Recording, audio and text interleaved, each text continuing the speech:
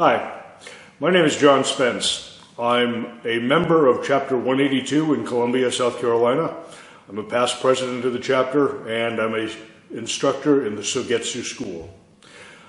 I'm hosting today's presentation, the 48th exhibition of Chapter 182. It's an annual exhibition we hold once a year. Unfortunately, this year we're still virtual. But hopefully next year our building will be rebuilt and we'll be able to hold in-person exhibitions once again. I hope you enjoyed my little introduction by the waterfall. That was an arrangement using a specific style of container, a round container, which in Japan is called a tsubo. Virtually anything that's kind of round, whether it's flatter or absolutely spherical, qualifies as a tsubo. The difference between the arrangement I made earlier on and this one is this one has quite a bit larger opening. The other container, which is now behind me, has a very, very small opening. So what you use is a classic arrangement style where you put two branches and cross them, and normally you would pin them with a nail or drill through it and put a piece of wire through the opening so the two branches actually hinge to stabilize it within the opening. That is a technique that would normally be used in that container.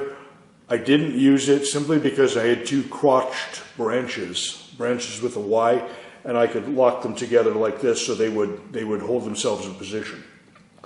For this tsubo, it's actually more difficult to make an arrangement in because of the larger opening. So what I'm going to do is use a bit of wire. And one thing I do that's different with wire, normally you would use steel wire inside of it or galvanized wire. What I've done is I've gone to Amazon and bought 3/16 stainless steel wire. I think the whole roll is 500 feet and it cost me about $15. The advantage to it is it doesn't rust. So you don't get rust all over your hands or all over the containers and everywhere whenever you change the wire out. Now you use a fair amount of wire, surprising amount. This is just stuff that I've cut off of this earlier. And you kind of just stuff it into the container. The advantage is that you can put it in the container, take it out, clean it up. It actually cleans up really well, and it stays nice and shiny like this. But a little bit of wire in a container, especially a larger container like this one, is really useful because it helps to stabilize the material. I'm not using a very sophisticated technique for this arrangement. It's called the stuff it until it stands up technique. It's basic, but it works. One of the advantages of having a video for this type of presentation is that the video can be shot a month earlier. And right now it's actually mid-March when all of this material is blooming. One of my favorite arrangements ever, and in fact I think it's one of the first arrangements I ever learned, was flowering branches. And my wife and I were from the desert in Arizona. Flowering branches aren't something we're familiar with, and it's one of the things I really learned to love when we moved into the south here. This material is forsythia. Unfortunately, I don't have a lot of it growing in the yard. The fact I have this batch right now is courtesy of my neighbors, who, they don't live in the house very much. They kind of just come out and stay for a few months in the summer. So we have all this access to this material. They're quite happy to let me have it. Something I appreciate very much. But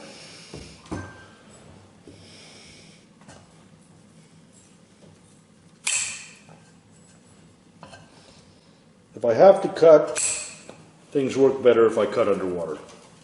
Material likes it more, especially some branched material.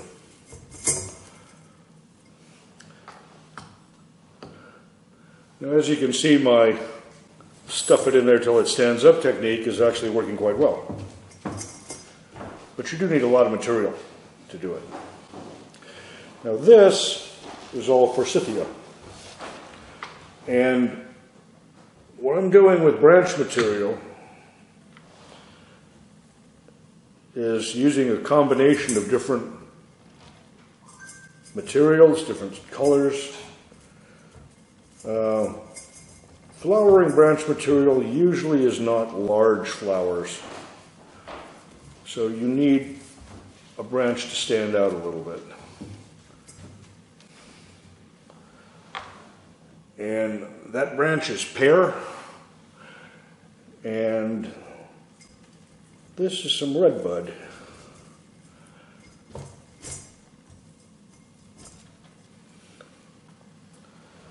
And finally,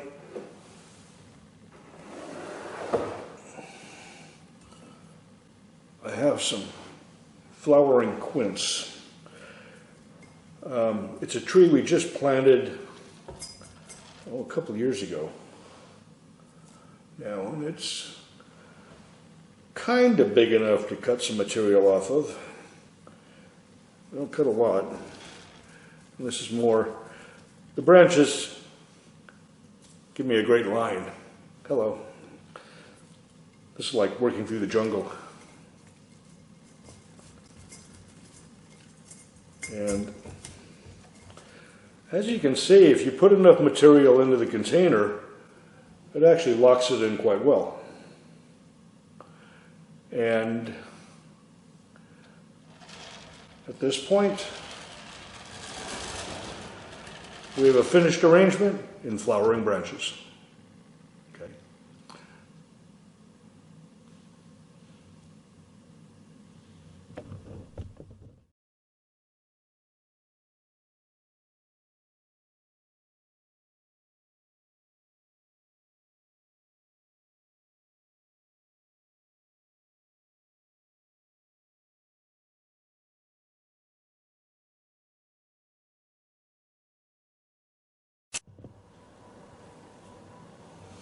For this arrangement, I'm going to be using a style of container called a nigiri. Now, a nigiri is just an upright vase. It's what most people would consider a vase. This particular one is bronze. It's square. And you'll notice one thing about it. It's not perfectly square. It has a little notch deliberately made in the corner so that it isn't square and it is a little bit imperfect. This fits with Japanese aesthetic. The theme for my presentation today is Kado. Kado is a Japanese word that translates, it's pretty much synonymous with Ikebana. Ikebana means living flowers, but Kado is probably more commonly used, and Kado means the art of flowers. Since it's an art, it gets us into the entire concept of Japanese aesthetics. What do they consider beautiful? And it's a very different concept than Western aesthetics. Western flower arranging is based on the perception that flowers represent youth and beauty.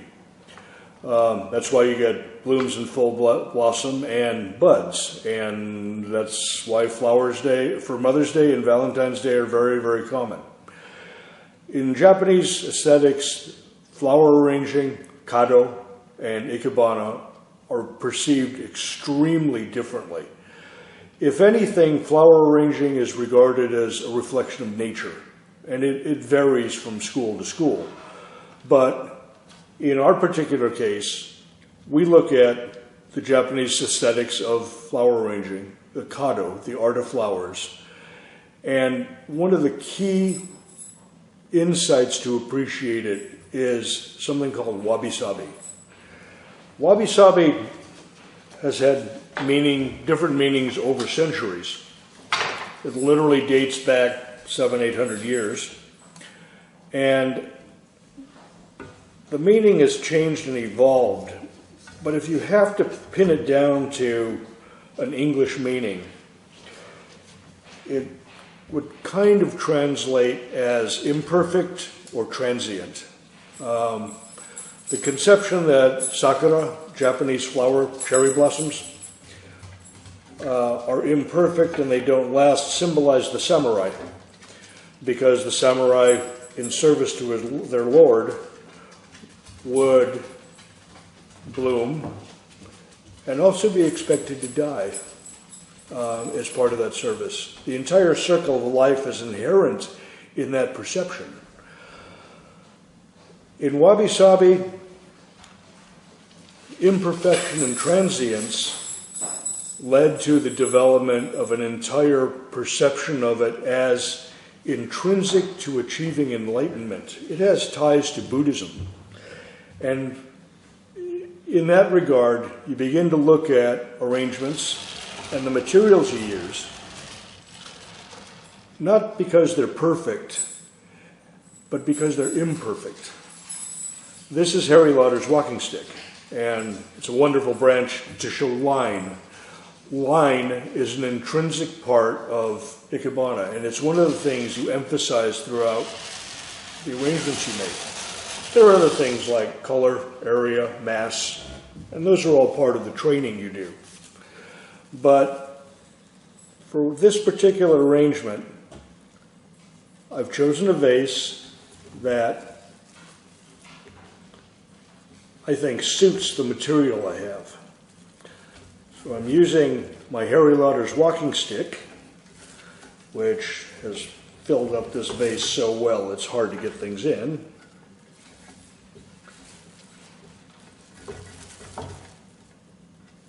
The good part is once you do get something in there, it actually holds it quite well. And I think I just want a little piece more. I don't want too much material in here because I don't want to cover up my line. I've got such a great line with the walking stick. Let me try you.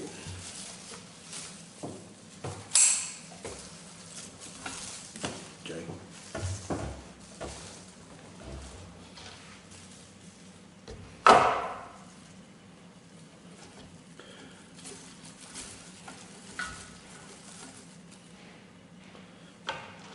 Okay.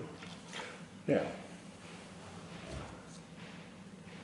Ikebana, for all it is called living flowers, doesn't really necessitate flowers. You can make a perfectly good arrangement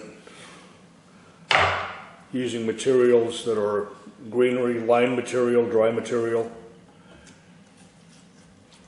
and not necessarily need any flowers.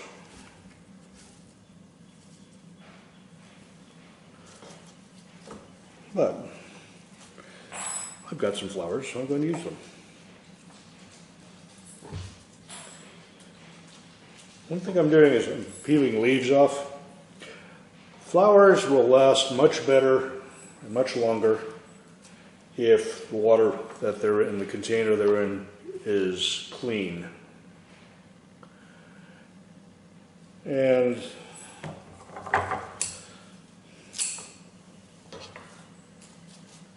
the fewer leaves that are immersed in the water,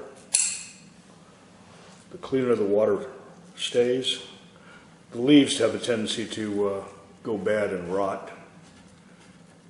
You don't really smell very nice once it starts going bad. And let's see. Not that high.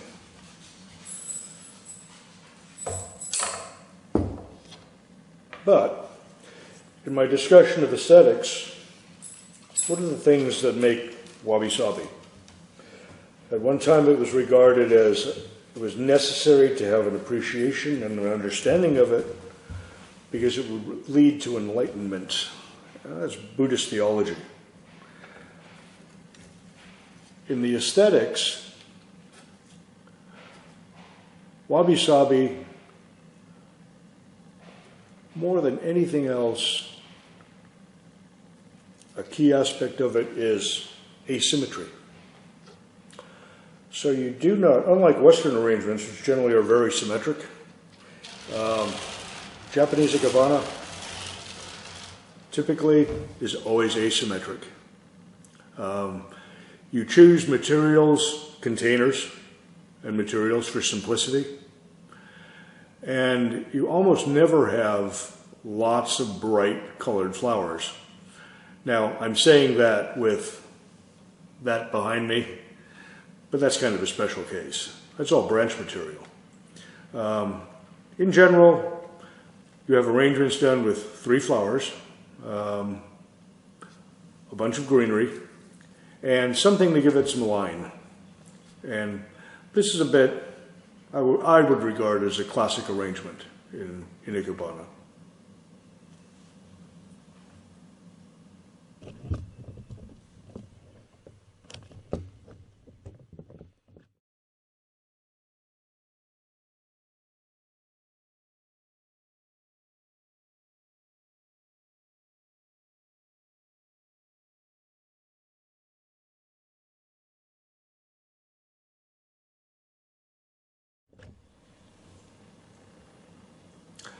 Another Japanese aesthetic is called shibui. And all of these words, I can say that the English meaning is one thing, but the meanings are much more nuanced, much more complex than what I'm just a single word. But for simplicity's sake, shibui means simplicity. It sometimes reflects texture and things, and a bit more a balance between complex texture and simple textures. So what I'm going to do in this particular arrangement, I'm using a ceramic vase. It's an unusual shape. It's rare to get one that's this long and wide. I'm going to fix the material in place using kenzan. And kenzan, these kenzan they're all rectangular. They were actually purchased and sized specifically for this container so that I have a bed of needles to stick things down with that goes from one edge of the container to the other. And they fit in there quite well. This particular arrangement, I'm using just 2 materials in. And I've got dried curly willow. I always have some of this around because it's really useful.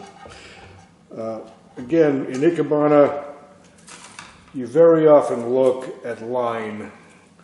So what I'm using this for is to create a surface, a line of material. Now, this one is not split, and because it's maple, it's wood. It's not a typical flower type plant. It's difficult to get it to stick down, and what you do is just take your scissors, your cutters, and cut it twice at least, 90 degrees to each other, cut through the bottom of the stem. The reason you use the cutters instead of just trying to split it with a knife, for instance, you have better control over how much that split goes. And what I'm doing is I want to make a surface, a flat plane. Because of this container, it's not amenable, obviously, to a great deal of depth.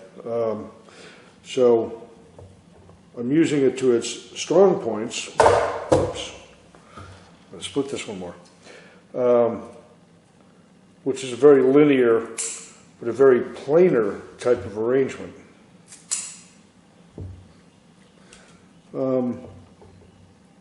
This container, I get a lot of use out of it. I really like it.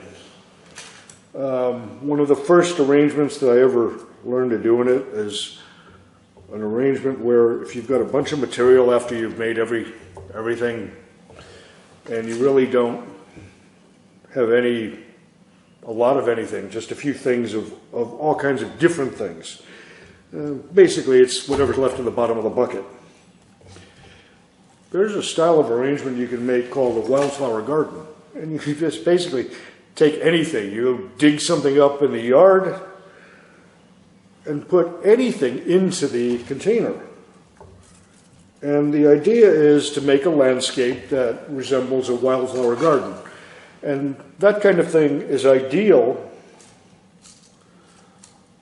to use up lots and lots of material, particularly grasses. And I think the more, since it's the bottom of the bucket, used all the good stuff already, the more that material isn't really the best looking material, the better it works. But that's not what I'm doing here. Okay. What I'm making is a two-dimensional plane. And you can see from my turntable, oops, it's a very flat plane, but going quite wide. I'm looking at something very asymmetric. Obviously, I've got feet on this on one side. Okay, so now I have a whole bunch of lines that have created this plane. And it's interesting, but not really anything I can do anything with by itself. It's nice. But what I want to bring into it is color.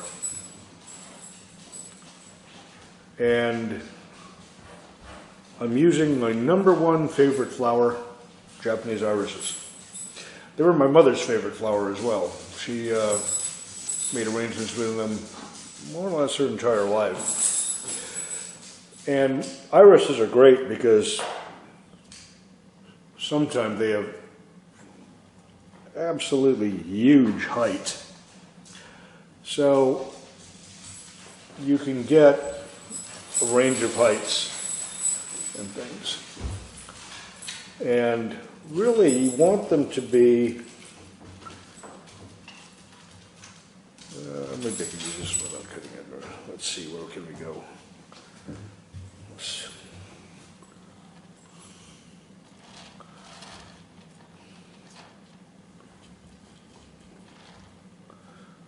You know what? I'd like to cut that one.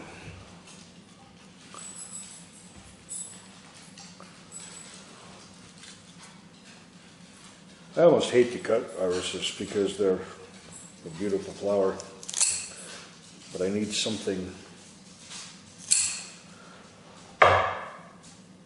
some color down at the bottom, and that means you. Irises are my favorite flower. I like them. I really can't say they like me. You can make a beautiful arrangement out of irises. And the good part, if your irises are fresh, they will last several days. But you generally don't get much more longevity out of them than a couple of days here and there. That's the thing that I find difficult with irises.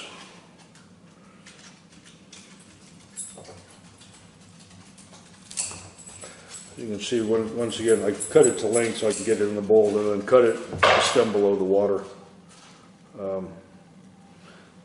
It gives me the best longevity I can get out of my flowers. But like I said, I love irises. They don't really love me. I'm just hoping they last for a few days and life will be good if I can get that out of them. Let's see, do you have any spaces? I'll try over here. 2, 3, 4, 5, 6. There are traditions in Ikebana, and one of them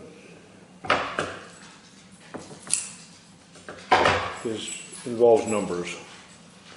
And it's all because in Asian countries, the number 4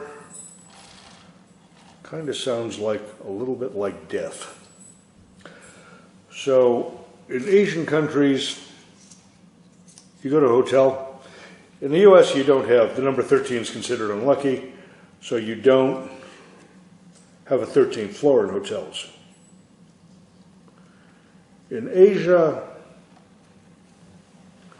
you don't have a 4th floor.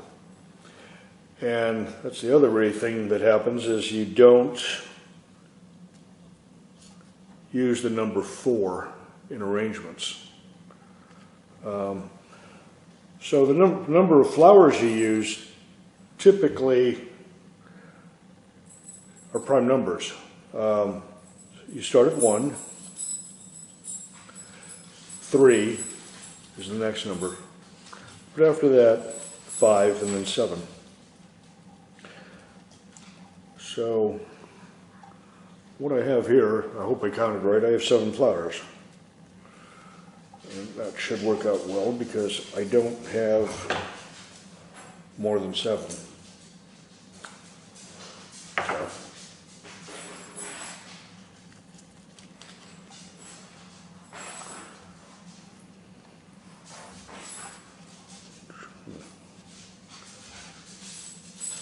With these leaves, if you can get a little bit of a curve in them, when you stick them down in the kenzan on the needles, they'll stay upright. They'll work out quite well.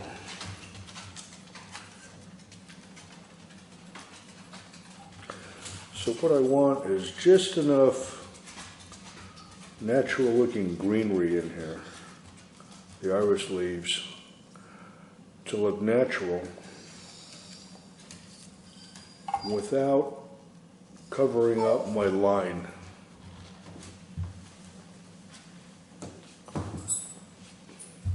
The line I've created with all of the curly willow. And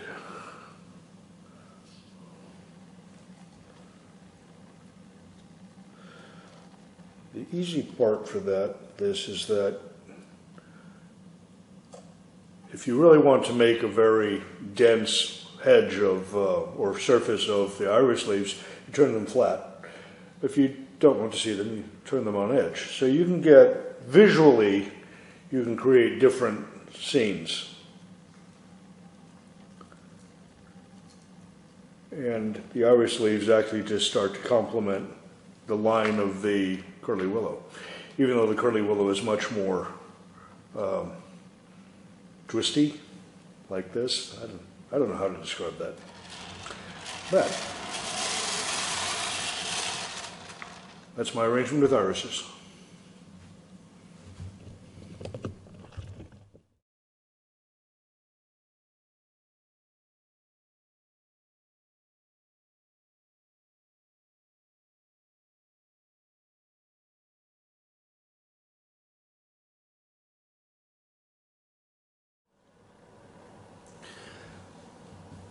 Not all of Japanese aesthetics involve things that are rustic, old, imperfect, or beat up. One of the aesthetics is called miyabi, and it means elegance. So now you know what the name comes from for all the restaurants around here that are named miyabi. And the best example I have miyabi, I have a lot of things that are wabi-sabi. It's my preference. It just kind of suits me more. I bought this specifically to have an example of miyabi because it's elegant. The vase is a turned piece of wood, and it's been foiled with gold leaf. And there's a pattern on the front. I have no idea what it is. It's different textures, but the pattern I think is maple leaves. So, because it's a wood container, wood containers and water don't go well together. So the traditional Japanese design for a wooden container or bamboo container is to have a copper insert into it. And this one's plastic, but that's because of the traditional use. They made it like it was copper colored. Okay. So this is also a nigiri vase, an upright vase. And because it's our mindset for this is that it's a bit more elegant. Elegant styles and more formal styles generally are more vertical. More informal styles tend to branch out more. I'm going to do a little bit of both with this because I just don't have the material to make an arrangement that is completely vertical with this. So what I'm doing is cleaning up some of my laurel branch. I've already been trimming it basically, and it fits in here quite well. The other thing is this is a short insert. It doesn't go all the way to the bottom, so you kind of have to plan for that when you're putting things in here. If it went all the way to the bottom, it would actually be quite difficult. You'd have to add an extension stick to some of the materials to get it to be tall enough. Otherwise, a very tall flower is only going to be this tall. So with the base being about right here, it's easier to get some more height out of it. When you're making an arrangement, when you really have no idea what to do with it, there's a general rule. It's called the measure of the container, and different schools define it different ways, but Sogetsu defines it as the height of the container plus the width of the container. Okay, it's about that much. And multiply that by 2 or 2.5. And that's an aesthetic, a good proportion for you to look at the container and the type of container you have and kind of have a rough idea of how tall you want things to be in it. So, I'm not there. This is a little bit short, and sometimes I would work with that. But this time I'm going to go for height. And I'm using a bit of bamboo. These were all, these were cut quite a while ago. And they've all been dried. And I think I'm going to cut one just to make sure it's a different length. These have been around for quite a while now. Thank you. And what I have is 5 pieces, and they're all different lengths. So I have a random length, and this is going to define my height.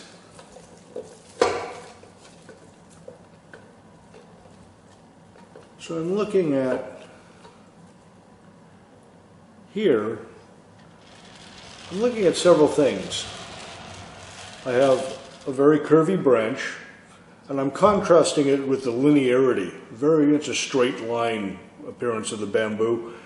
And I'm also contrasting it color-wise. It's a very good match for the color. I've got a dark green and it's actually almost a grayish green. I don't know whether that'll come out in the video, but anyway, it's just a little bit different. So I've got a difference in texture and line with this material. For floral material, I happen to have some yellow roses. And the problem I'm going to have is that the yellow roses, I've really got to figure out where the bottom of that insert is. Most times you can just go by, the floor, the board that you're working off of the table height. But this time, no.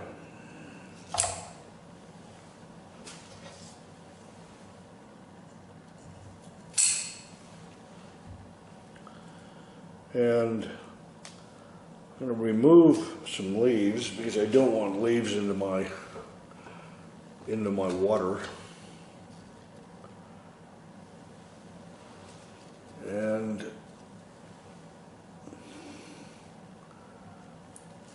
I really want to vary a bit more height in this.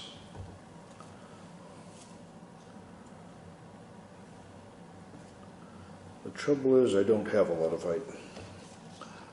We're going to get something that's just a little bit longer.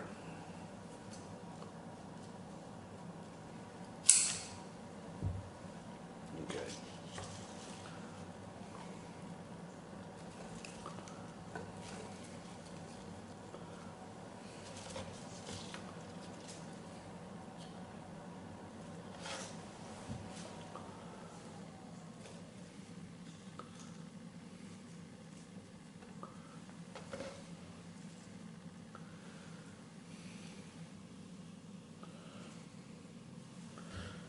Really do have to guess where the bottom of that insert is.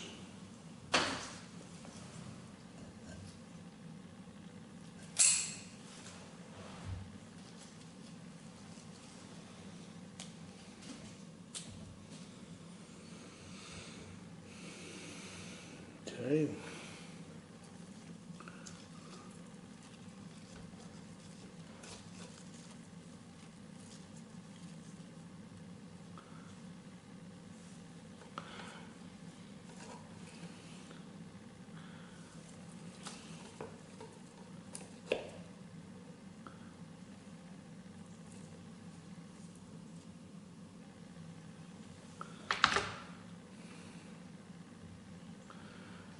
And there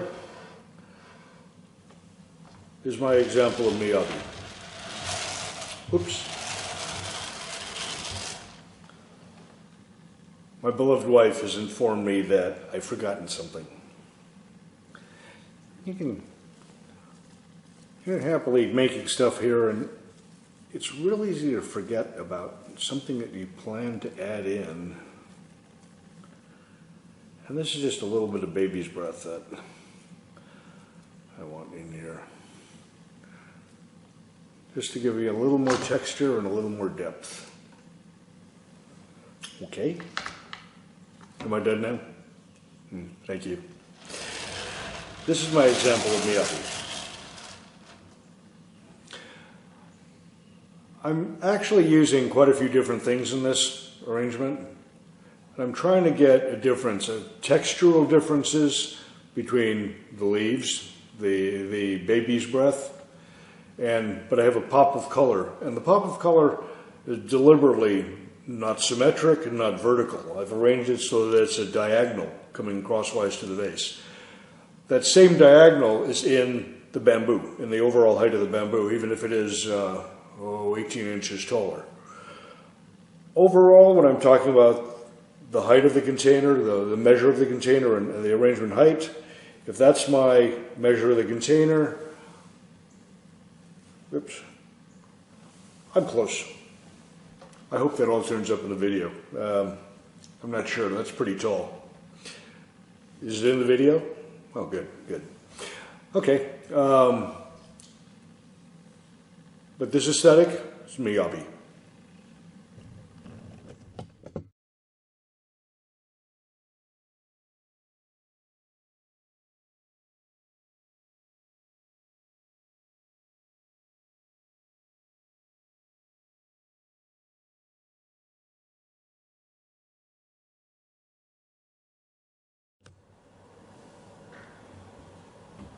For this arrangement, I'm going to use another tsubo. This one again is a ceramic tsubo, one of my smallest ones. I didn't realize I seem to have a lot of these things, and well, I just do. I like the shape. This one has a very, very small opening in the top. So pretty much anything you do with this most likely is going to be vertical. For this particular arrangement, it's going to be very different because I'm using all dry material. If you don't want to have to change the water, look after new flowers, or constantly making a new Ikebana, you can make one out of dry material. And this arrangement actually is one that I made quite some time ago, and it's been living in our living room for several years. So this is an easy arrangement for me to demonstrate. I have my tsubo with the small opening. You can't hear it. I can feel it. There's gravel on the inside of this. It's about a third full of gravel. And what the gravel does, it kind of hold and anchor the materials I'm using in place. This is bamboo, and it's unusual because it's curved. Most bamboo never grows in curves. What I did is we cut some bamboo, I brought it home and split it, and then threw it in the pool for about 3 days. After it was nice and waterlogged, I pulled it out of the pool and jammed it in a corner of my shop so that it was bent, held between the wall and the floor. And I wandered off and left it for about a month. Actually, I forgot all about it. And sure enough, when I went back to it finally, it was permanently bent in curves. So I cut the curves off, sanded off the edges of the bamboo, sanded off the little ridge for the comb, and I ended up with 4 sticks like this.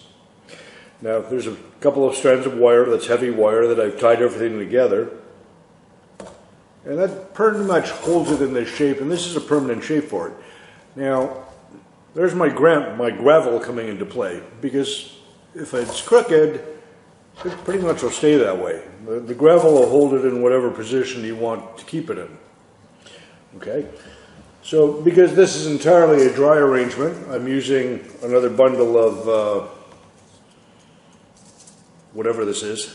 I guess it's like paper flowers. It comes from Michael's craft store. It's very inexpensive, and I had this around for a year before I ever did anything with it. And what I'm doing is jamming that into the same opening. Like I said, it's a small opening, so there's not a lot of room there. And just because, oops, missed one. Just because I think it kind of needs something more. I have to admit something. This is not entirely my idea. I made the bamboo. This is really something that in Sogetsu is a corroborative arrangement. Sogetsu, one thing that's kind of unique about the school is they make very, very, very large arrangements. Something the size of a small house. I've even seen arrangements in Tokyo that were made from tree trunks. It's obviously something that's moved into position with a forklift. So you're not talking flowers in a bottle anymore. It's unusual. You generally don't consider Ikebana to be something that requires a forklift either. But the Sogetsu school encourages that level of corroborative work, because it's obviously more than one person can do on their own. It's actually a team project. But this isn't a really big team. This is my wife and I. And I think I made the bamboo and really didn't have anything to do with it. I just left it on the counter. And we had bought this vase in Japan, and my wife came by and looked at it and decided to stick something in it. So the next thing I know is sitting on the piano with this paper leaf stuff. And I looked at it and decided that was a bit anemic, so I went and jammed the sticks into it, and we both liked that a little more. And then a little while later, my wife comes in and digs up this chair cane. And she says, you know what, I still think it needs something. And so this chair cane got jammed into it. And it's very much not a planned corroboration between the two of us. We never had any idea to make this, but it worked out that way. And personally, I really like it. The good part is you don't have to mess with it. It's all dry material. You don't water it. You don't do anything with it. It just lives on the table where it's supposed to go. Now, was that the front? Or is this the front? Or does it matter in the least? Yeah, that's one thing about the gravel. You're constantly messing with it. I think that's straight. But that's my dry arrangement.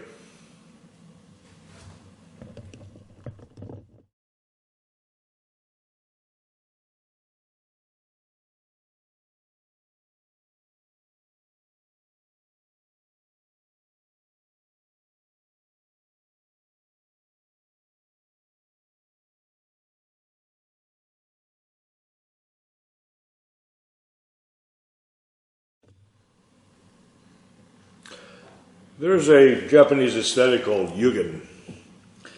And Yugen, I'll be honest with you, I don't understand it. One word translation is mystery. And I kind of understand it in relationship to different things, like haiku. There's always a twist in haiku, a good one, a surprise insight at the end of it. So in that sense, it does have a sense of mystery and something you don't know. How that applies to Ikebana, I really don't know either. But the most mysterious thing that I could come up with for this presentation is this. This is a container that was made by one of our chapter members, Betsy Camerlin. And I bought it. I really like it. It's totally unique. And then I brought it home and tried to figure out what to do with it. And I put it on the shelf for a year and a half. I didn't like anything I made in it.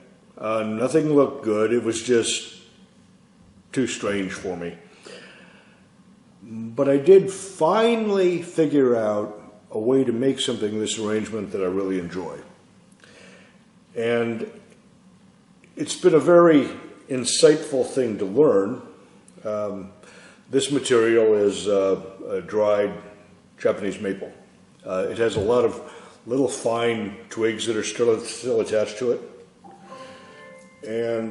but it's dry, so I'm not particularly bothered with ensuring that it stays cut well in my little bowl of water. I am trying to. This is my dining room. Okay, I'm trying to avoid making a mess as much as I can, considering that either I or my wife have to clean it up. So there's a garbage can down below there. What I'm doing with the maple is I've just cut it so that I can put it in one of the two ends of this. And I don't really, what I'm looking to do with it, and what I found I enjoyed with this container once I finally figured out what to do with it, that does not want to stay where I want it to. Sometimes things work, sometimes they don't. Let's try it this way. Well, I suppose that'll work. Okay. And then I have baby's breath. And baby's breath is pretty easy. Because the maple, the stem is really rigid, and there's not too much I can do about that. So when I put it in the inside the tube, it won't bend, so I have to cut it off short. This stuff really isn't too much of a problem.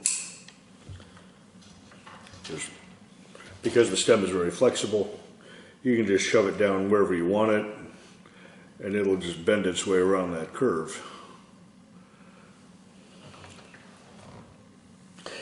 Anyway, the thing that I found out that I liked the arrangement I made in this container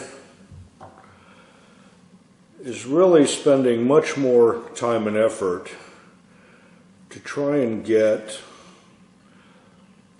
the three-dimensional aspect of this. It's still too long. Oops, hold still. When I tried to find different things that I put in here, the only one I found that I really liked is if I put this together so that you see more depth to it. And what I'm trying to do is layer the arrangement so that you have this background of very fine Japanese maple stems, then a little more dense cloud of baby's breath.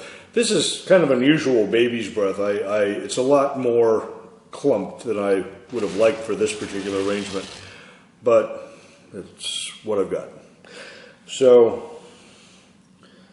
what's going to happen is I'll end up with a little more of a clump of this white stuff, and I'd really rather have something very spreading and airy looking, a bit more open than one big yellow clump or white clump. And then finally, I'm just going to use a few of these pink carnations. And carnations have an interesting quirk. You can cut them. This one's been cut. But in actuality, they hold up much better if you break them at the culm. This way again. And you see, each carnation has culms like a piece of bamboo. And what you do is you just break it right at that culm and it will break off. And a carnation that's broken at the culm will last longer. Even if you have to jam it into a kenzan, it will last longer than one that's cut. I don't know why, it's just kind of the way it is. But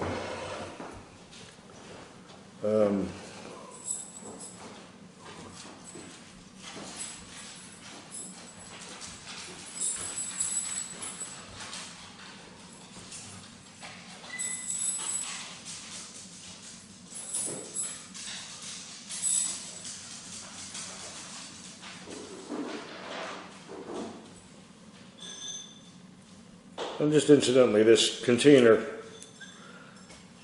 it's keeping water in it isn't, putting water into it isn't fun.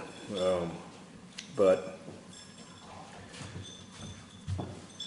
this material I've selected all has really good longevity. So it still should hold up quite well. And like I said, I'd really love to spread this baby's breath out more, but that's about the way it looks. There's not too much I can do about it. But if you see from the side, I very much have created a very layered arrangement in 3 separate layers, and that's my finished arrangement.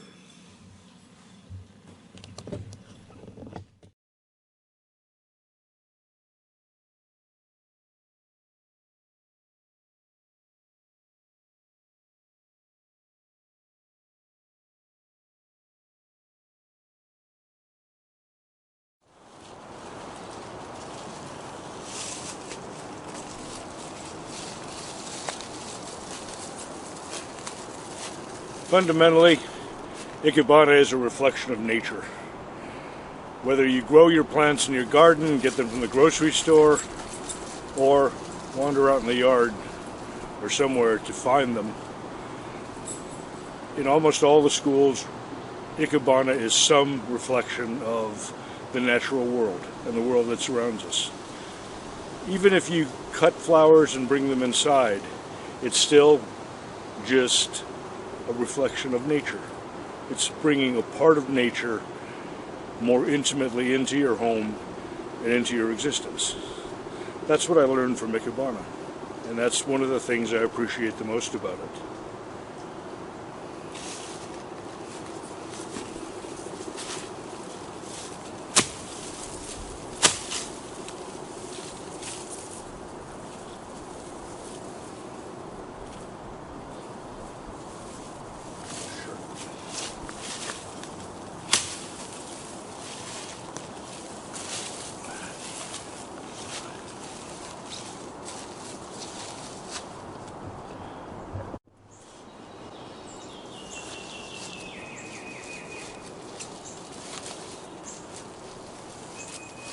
One of the aspects of Sogetsu is that they build very large structures, far in excess of what most people would consider a flower arrangement.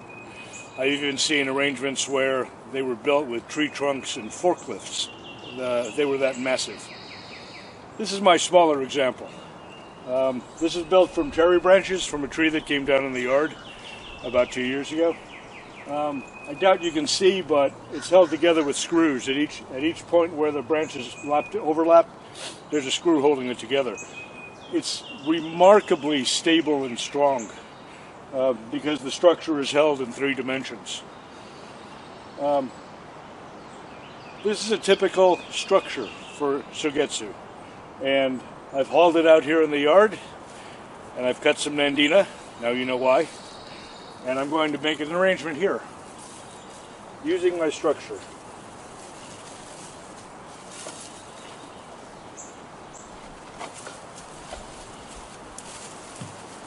The best part of the structure is that it will actually hold material together and hold it upright, just bending it into the structure itself. Most things work that way.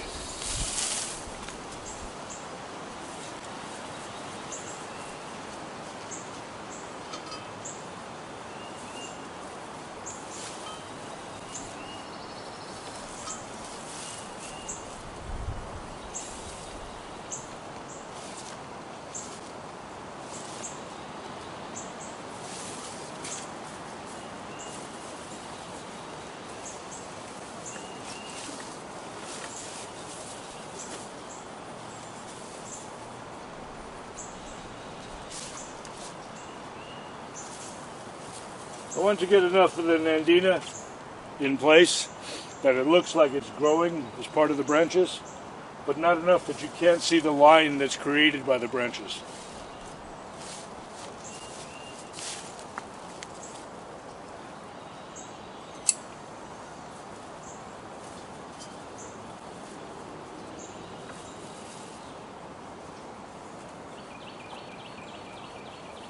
No.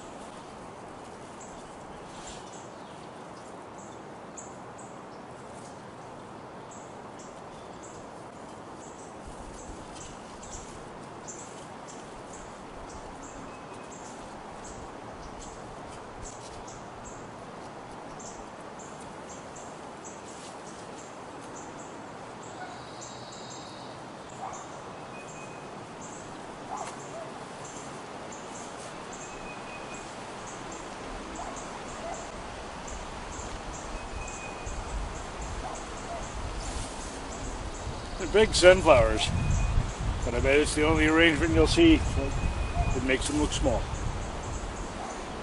But this is the conclusion of my video, and thank you for watching.